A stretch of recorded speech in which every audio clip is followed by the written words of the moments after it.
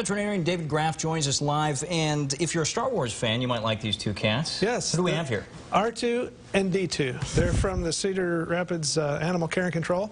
He's a boy kitty. This is a female, and they're about 9 weeks old, and they're up for adoption. Oh, very cool. Now, I don't know much about cats. I'll be the first to admit. I had a lot of dogs growing up as a kid, but I mean, is there anything that you need to consider when you're starting out with a cat? Is there any breeds that you need to think about? Or I always say if somebody says they don't like cats, they just haven't met the right cat yet. Because cats come in all sorts of personalities. They come in personalities that range from kitties like this to sit on your lap and purr to some that don't like to be touched and they're more of a loner. If you have trouble liking your kitty, there's plenty of kitties out there with lots of personalities. Are there like any active breeds versus more passive breeds?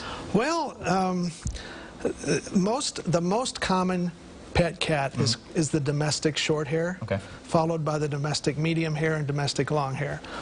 There are purebred breeds of cats too, like Siamese and Persians. Siamese cats tend to live longer. They tend to be more vocal. Persian cats tend to have they need to be groomed. They grow a lot of hair.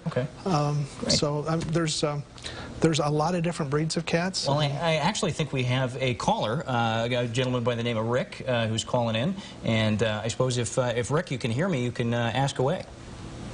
Yeah, my question is, I rescued a feral cat when it wasn't even a day old, and it's now, probably about 12, 13 weeks.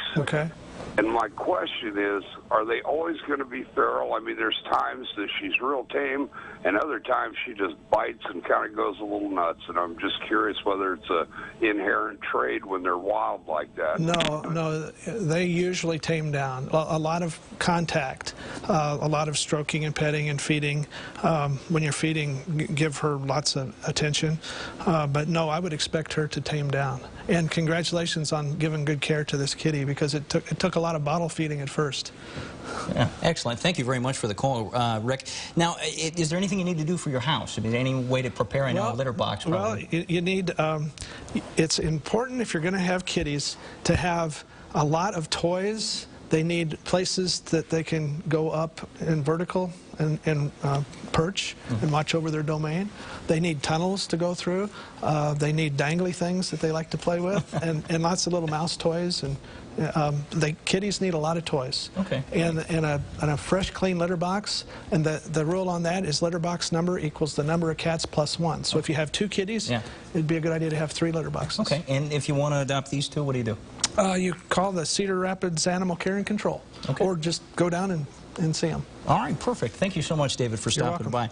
Now, coming up tomorrow, our financial expert joins us to talk about how to best monitor your credit. Stay with your 24-hour news source, KCRG-TV 9.